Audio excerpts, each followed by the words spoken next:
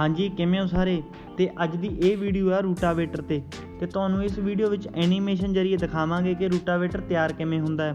तो आओ हुण आपां वीडियो शुरू करते हैं।